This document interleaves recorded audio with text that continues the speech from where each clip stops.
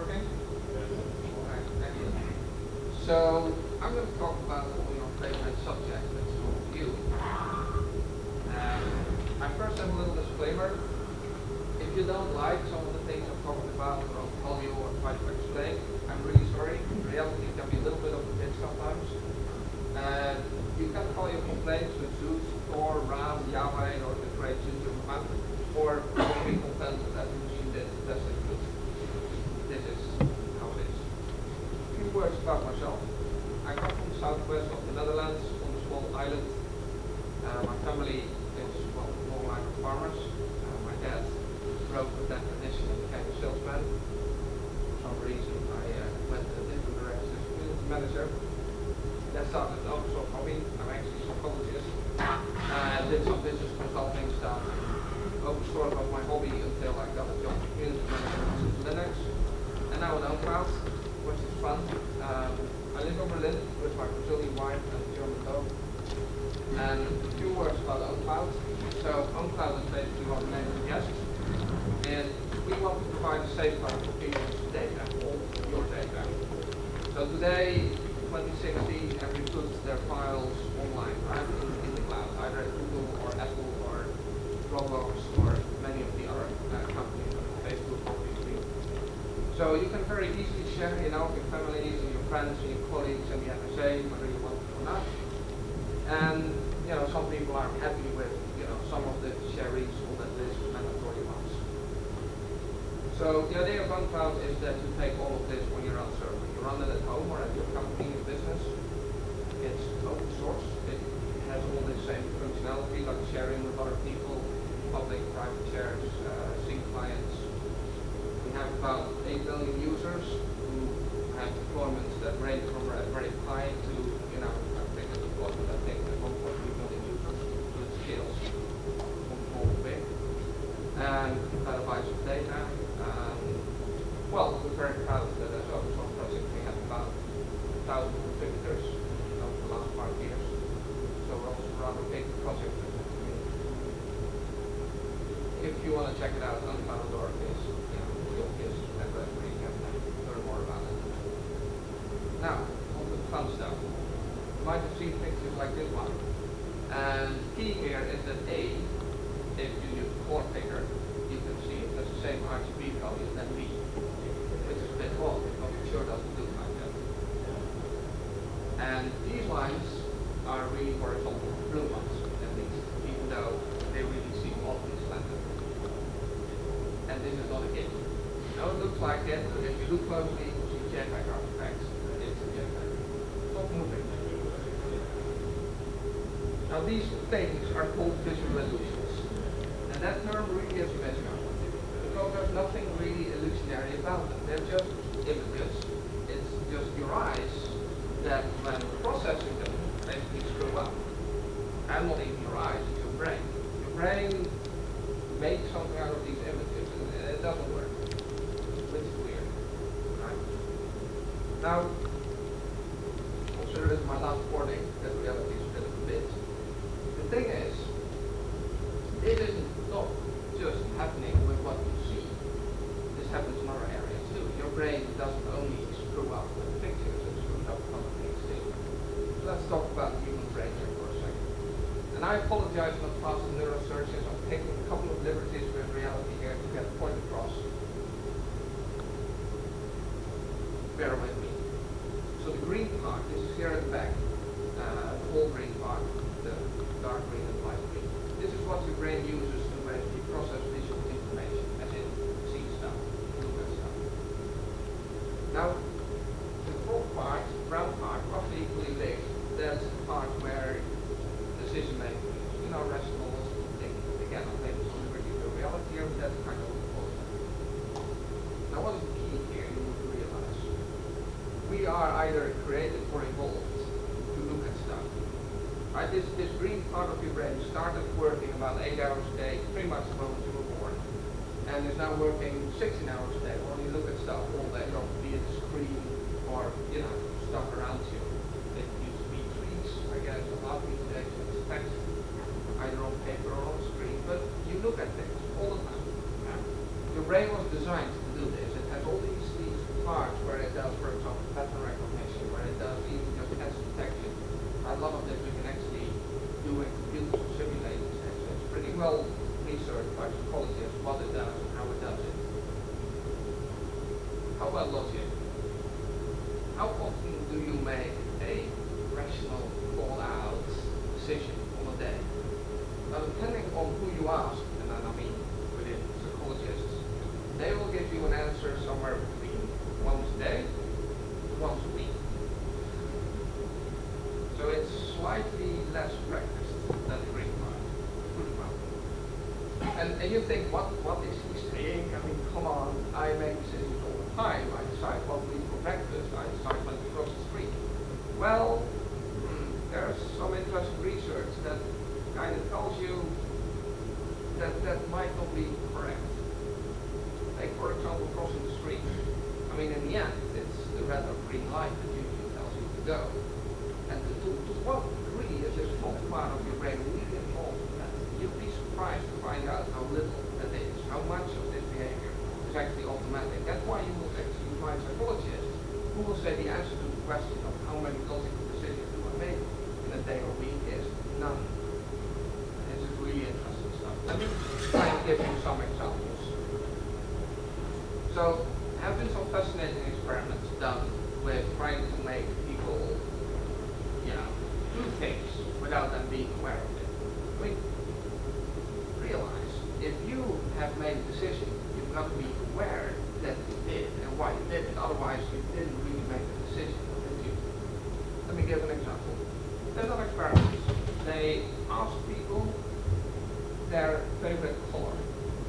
Before they ask the question, they prime them. This is a psychological term you might have heard. It's basically to give subconscious cues which mainly people, which basically enter people's minds. They're not aware of it. So, in case of this, you talk about red things.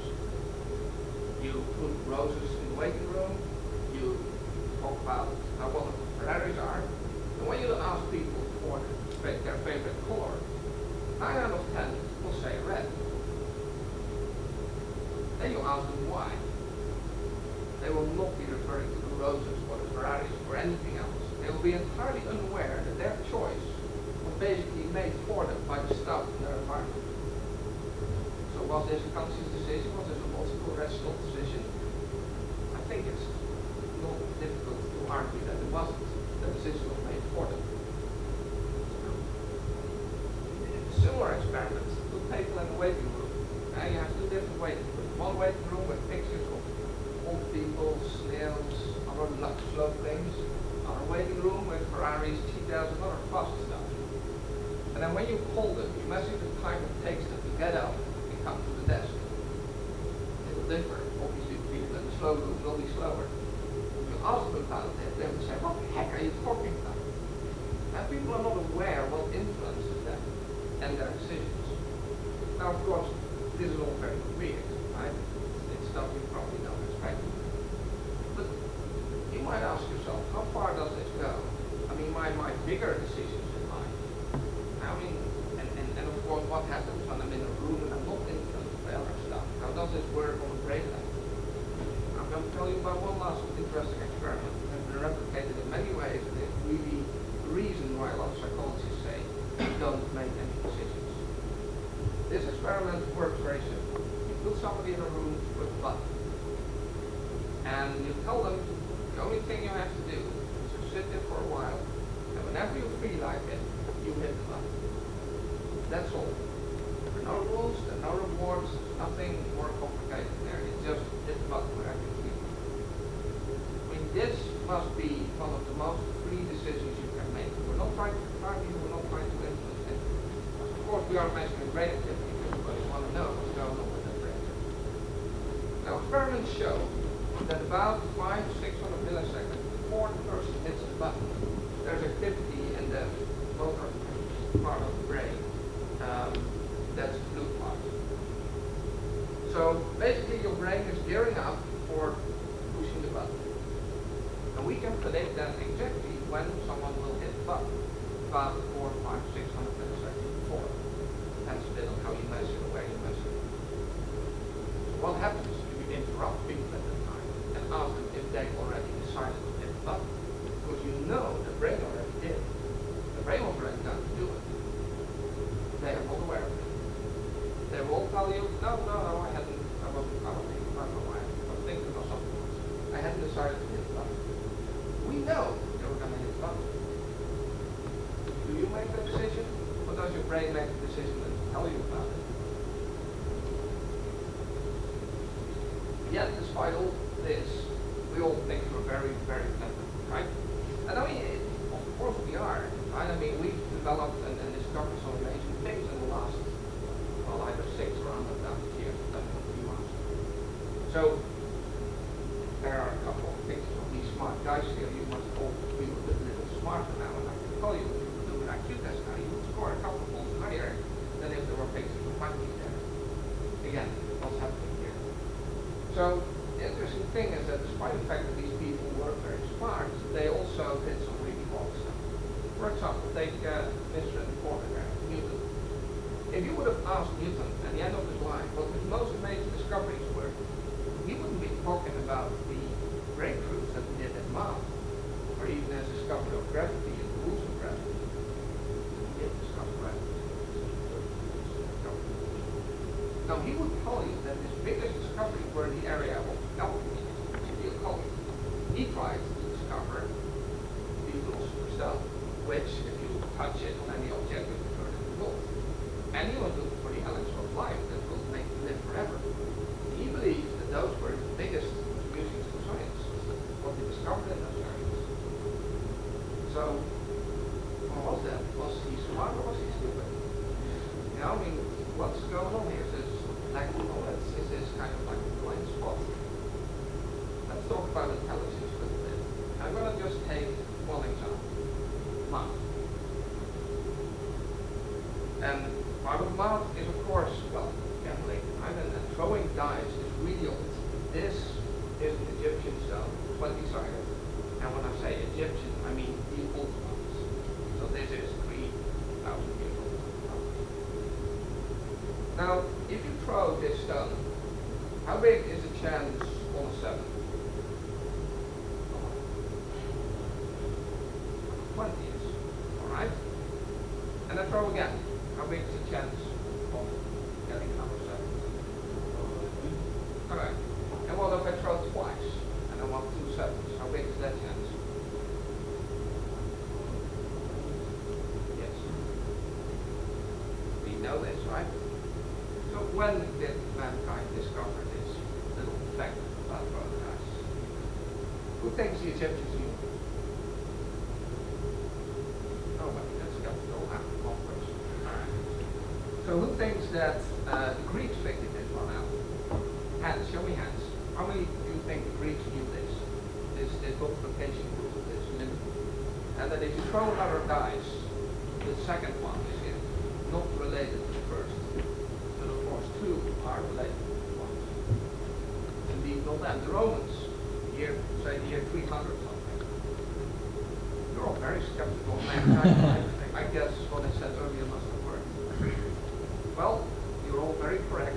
It took until 1564 until Italian Girolamo Cardano figured it out. But he didn't catch it completely. He knew there was a multiplication rule, but didn't really figure it out. But he knew that if you roll the dice twice, it's different from rolling the dice and then rolling again. In other words, if you, a modern day person, knowing this, would go back in time, to the Middle Ages or anything before, and loved gambling back then, you probably could have won the entire ancient world together by just throwing dice. They didn't understand chances on a very fundamental level. That's amazing, right? But okay, it's 2016. Now we know how it works. So why does this still exist? Yeah. Something here does not know. Well, why? Same reason. You cannot count the black dots. And this is still what we did. We've got some serious issues. The way our brain works, it doesn't just break up with graphical stuff. It breaks up in many, many other ways, consistently and repeatedly. In psychology, we call this cognitive biases. And they're basically fundamental, consistent mistakes that our brain makes because of the way it works. It isn't a hardware issue, not a software issue. So Wikipedia describes it as tendencies to think in certain ways that lead to systematic deviations of what would be, well, correct. And interestingly, Wikipedia also notes that these are often studied in psychology and behavioral economics, which I would say, this is pretty interesting. I've already talked about statistics and data. Let's talk a little more about statistics and try to get an idea, a grasp of why our brain is so bad at it. Now we all know that if you have two identical keys for your key ring, well, two ring identical, not exactly identical, of course, it's only one of them will open this specific door, you always grab the wrong one first, right? But at the same time, we all know that you know it has to be 50-50. It doesn't feel that way. Why is it? Well, it's for the same reason that a USB key seems to live in a four-dimensional space. Now you plug it in, it's wrong. Turn it, you plug it in, it's wrong. Turn it again, it's correct. Four-dimensional space, clearly. Why? What is this? Well, the key here is the way our brain handles statistics. Now, how did you learn that 8 times 5 is 40? Memorize. I mean, if anyone asks you 6 times 3, how much is it? How do you know the answer? We calculate it? No. You do it with memory. You remember it. Why? Well, your brain really sucks at it. So it tries to avoid doing it at all costs. And this is why we have this problem. Because when your brain tries to assess how frequently you plug in the wrong or the right key, it asks itself, how many times do I remember I did it right or wrong? And it doesn't provide logic, just digs the memory. Now memory, well, in computers all bits are created equal. This is not the case the way our machine work. And not all information is the same. I mean, you can imagine if you walk through a path and there's a random stone lying there, you might forget, but when there's a tiger there, you will remember. And there are factors that make your brain remember things, there are factors that make it not ignore it. And the biggest of this is in general arousal or frustration, which you do get when you put in the wrong key. You don't even remember having opened the door once you're in. Right. That's why you remember all these times you did it wrong. It's much easier to remember. So we try to avoid thinking in many ways, because memory is used in many other ways as a shortcut, as a simplification of reality. Another mistake you make. I'll give you a second to read this one.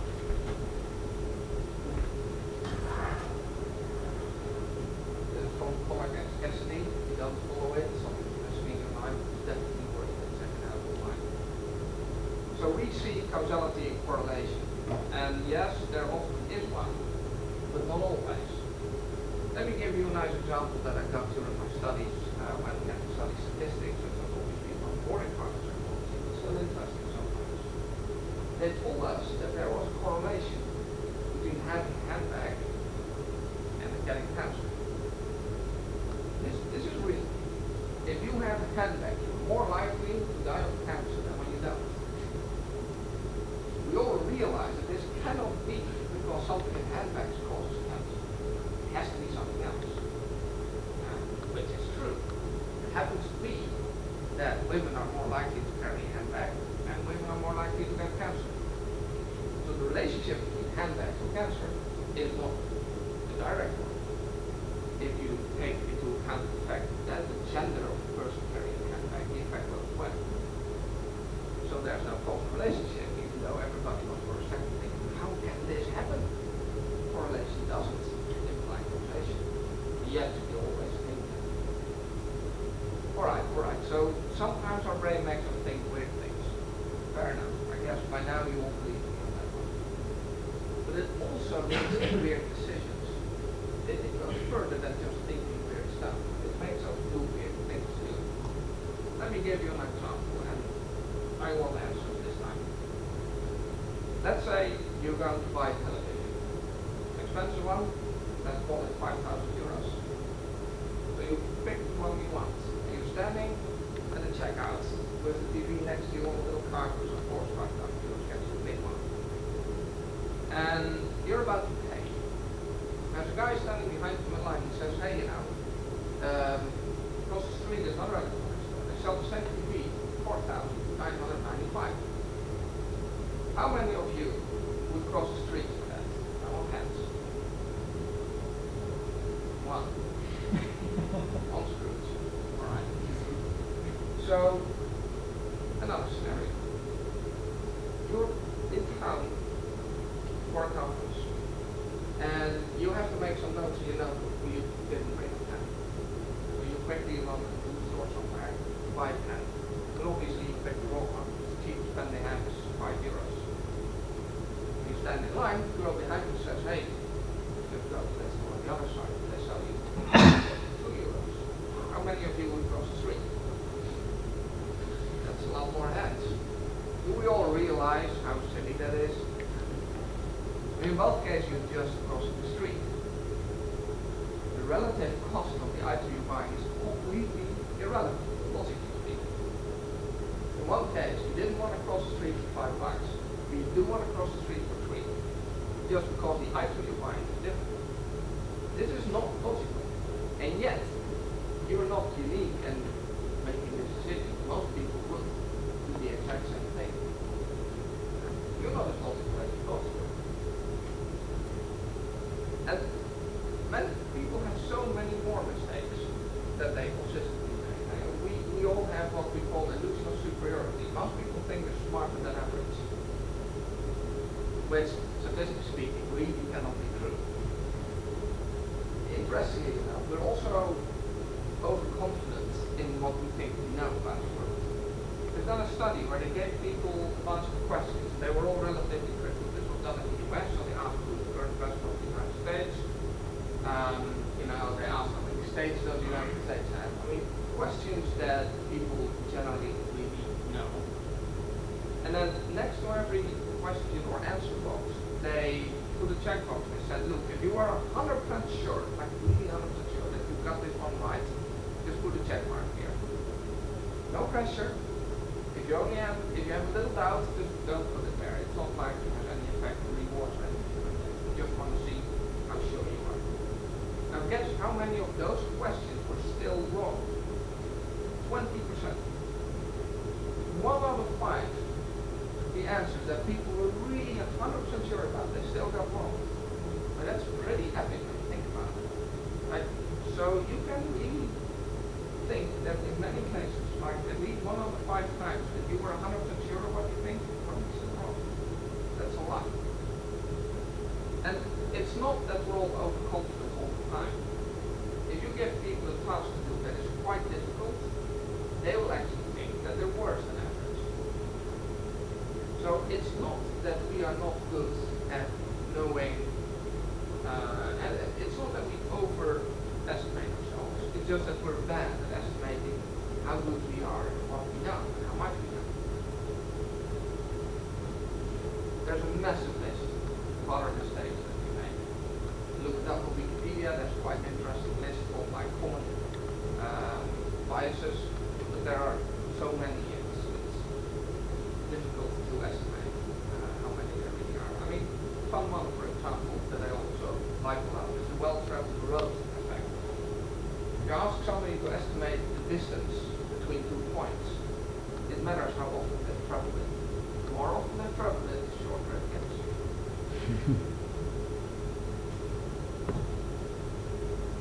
And really beautiful is called the naive realism effect. I'll quote this literally because I think it's just fun. It is the belief that we see reality as it really is, objectively and without bias. That the facts are plain for all to see. That rational people will agree with us, and that those who don't agree with us are either uninformed irrational or biased. In other words, we think we're right, other people are just stupid when they're wrong. That's the bias, right? So they're really counted for. And the thing is, a lot of these are impactful. When it comes to buying a TV and spending $5 more, which you could probably logically choose across the street, or not, it's maybe not a huge issue. But on the other hand, we all know that if you have a birthday party, sitting there with all your aunts and cousins and other family members, and there's a debate about something, let's say, should we join or leave the EU, relatively Britain at the moment, or evolution, is it real or not? You always know, let's take the evolution case, that, the guy who studied biology doesn't say anything, while the guy who doesn't know what word to use is talking all the time. This is due to the Dunning-Kruger effect. Unskilled people overestimate their abilities in an area, while skilled people underestimate their abilities. Which is bad, because that means that if you're in a conversation with people, the ones who know most about the subject will be least likely to speak up and the other way around. This is a problem in our political discourse, as you can imagine. The thing is, a lot of these effects can be played in various ways, and obviously marketing and advertisements are masters of this, and they spend a lot of money and energy trying to find these biases and exploit them. And this is possible. Very simple one, the endowment effect. People require more pay to give something out than they would have been willing to pay to get it. So you send something for free, this was done a lot in the 80s and 90s, you send something as a gift, then you require payment. People will pay more likely, 20-30% more sales than if you would just have told them, hey, you can buy this. Makes no sense, logically speaking, but it works, and it increases your sales. Another one is called the decoy effect. The supermarkets, they use this all the time, and believe me, you are spending more money every day because of this effect. The choice between A and B is influenced by object C being similar, but not better than B. So, let's say you're buying wine. There are 3 bottles of wine, 20, 30, 40 bucks. The shop now asks a bottle of wine at 70 euros. More people will go for the 40 euro one than the 30 one than there would have happened if there wasn't a 70 euro bottle. Nobody will buy a 70 euro bottle. It's just there to make you buy more expensive other bottles. This is used in every single supermarket in the world. And it works. That's why they do it.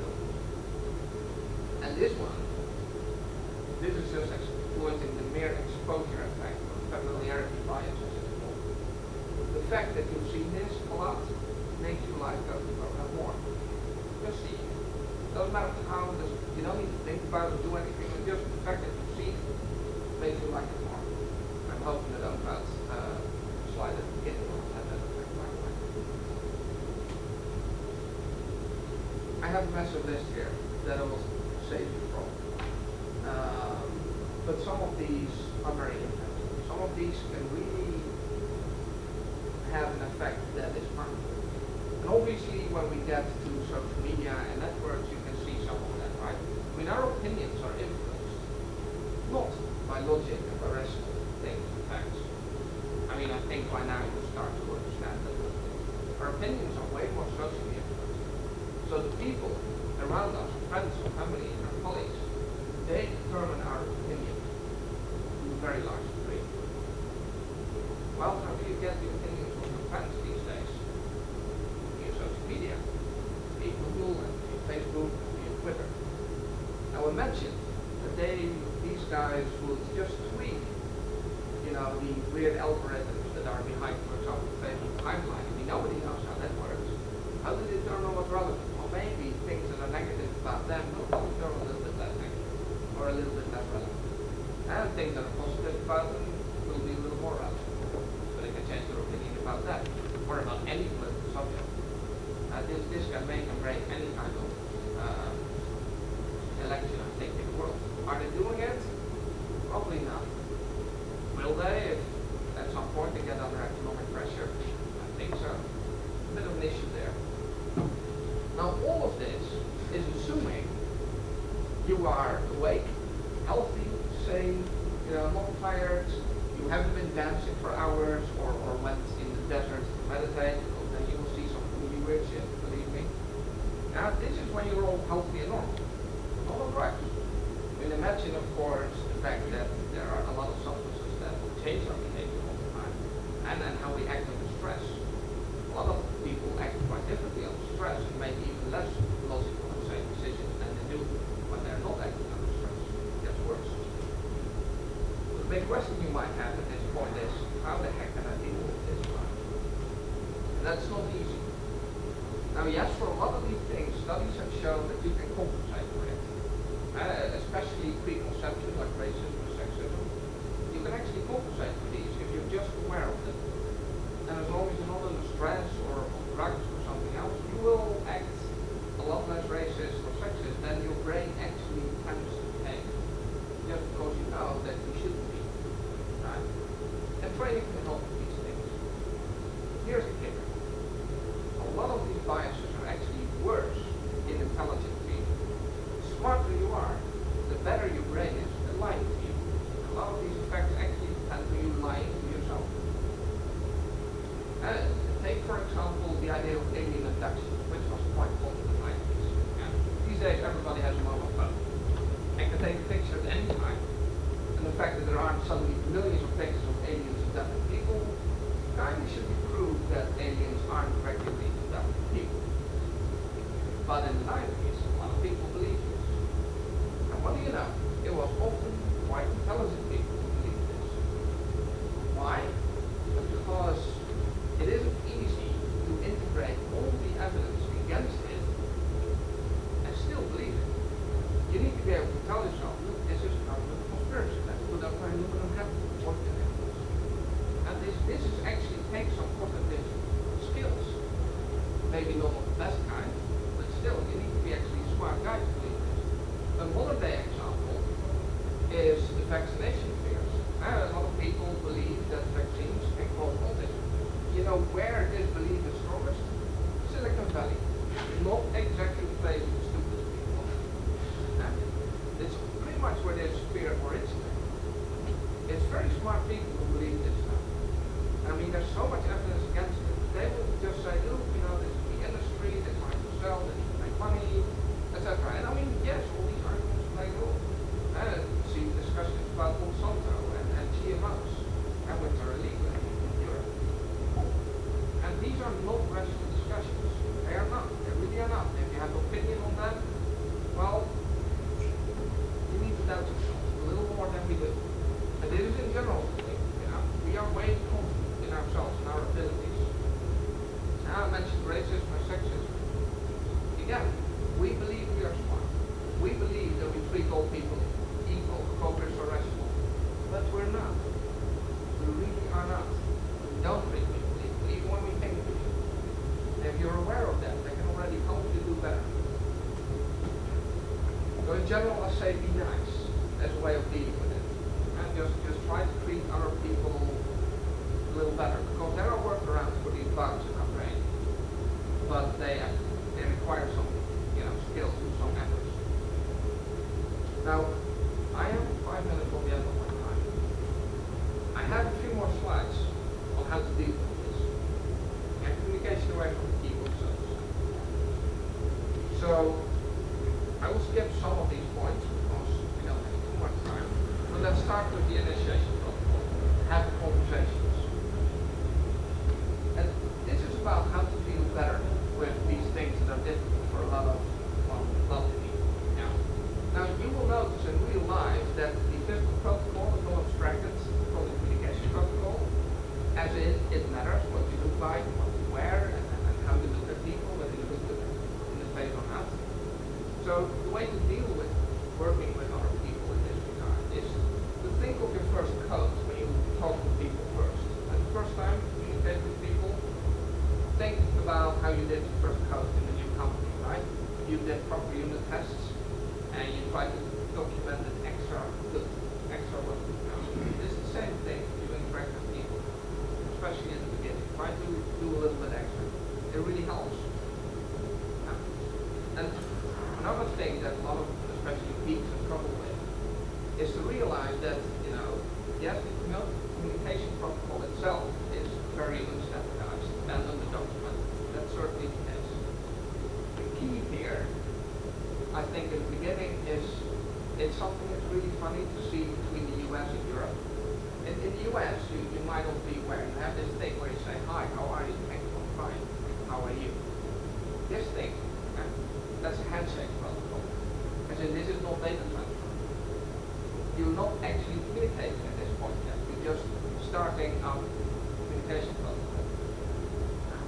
There's a lot of redundancy there.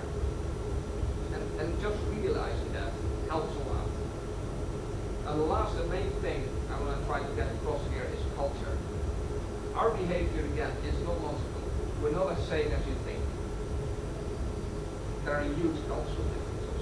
And my wife's from Brazil, and I've obviously visited and traveled there quite a bit. Now, what difference do you see between motels in New York and Sao Paulo? Let me give a few more hints. Top left is the US. Top right is Brazil. You can imagine that while a US hotel might advertise itself as child-friendly, bringing your kids to the one in Brazil might end you in jail. Another hint. And a lot more of these. The key is obviously that in Brazil you get a motel by the hour. And this is normal, this is how they look at it. Can you imagine how a Brazilian watches US TV and they see people going to a motel for a night? It's gotta be expensive, right? So, yes, I was really surprised to discover this really little thing. And just mentioning that you sleep in a motel in Brazil will get you some really blank stares. People will be like, what? There's so much more of this. I mean, these differences, it's not just the handshake protocol I said earlier, right? I mean, in the US, you always greet people with, hi, how are you? In Germany, if you go to the supermarket and you say, hi, how are you? To the girl behind the counter, that's considered rude. Really, it's none of your business. You're just there to buy something. You're not going to inquire about how they are. Now, this is stuff most people don't realize. These gaps are huge. They're really huge. My wife, again, she's from Brazil. And when she got her job in Germany, the first day she felt horrible. She came home and she said, nobody talked to me. You see, in Brazil, it is customary that on the first day, you will be brought around the whole company, meet everybody, or they will come to your desk. And after work, you will probably all go to a pub and drink beer, and you end up with 50 new Facebook friends. In Germany, you might get your first Facebook friend after working somewhere for 2 years. It's different. Why don't the Germans come to your desk on the first day? Well, in Germany, it's considered nice. Just leave people alone. They can find that their own way. They can get used to the rules, and if they have questions, they will come and ask you. It's not because they hate you, but it might look like that if you're from Brazil. And this is cultural differences. And when you're visiting the US, especially as a German, I always say be extra nice. You will probably still be considered quite rude. And the other way around, if you're from the US, or a country in general that's a little more softer on things like Brazil, don't take everything as an insult. People are just being nice in their way, which yes, happens to be weird, but that's how it is. And if you travel, you will encounter a lot of these little things. I'm going to stop here and open it up to questions. Are there any?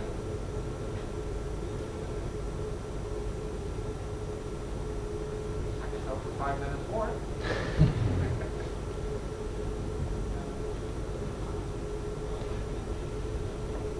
Ever heard of small talk? I'm not talking about programming language. I'm talking about this thing you do with colleagues sometimes. The way you look at it is it's basically SEO, search engine optimization. It's just increasing your page rank.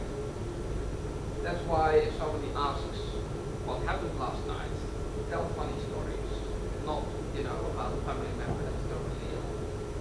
Doesn't help with the page ranking. You're not doing anything other than just working on that.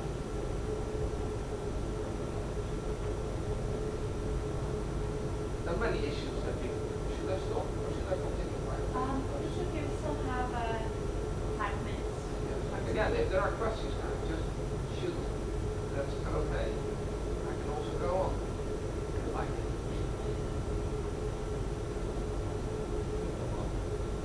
Alright, I'll continue. So, a couple of connection dots here. Have you heard of the imposter syndrome effect? This is the thing a lot of people have. It's about basically anxiety, being afraid that you do things wrong and other people will look at that and think you're an idiot, etc.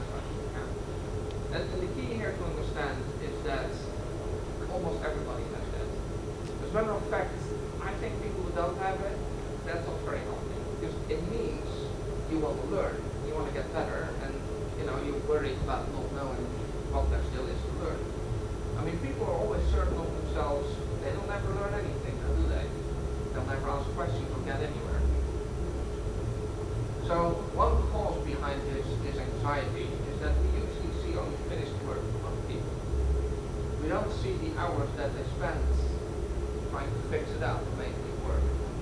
And so it's one of these things to keep in mind when you work with other people and you feel like, oh my god, this guy writes great code.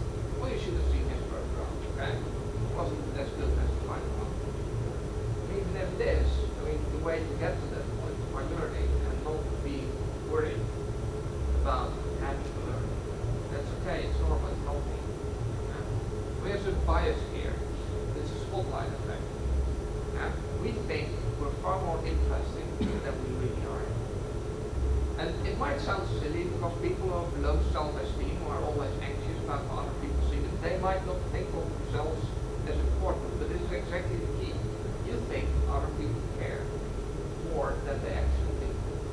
So you think they will judge you way more in the stand-up when you tell them that you had trouble with a couple of issues yesterday.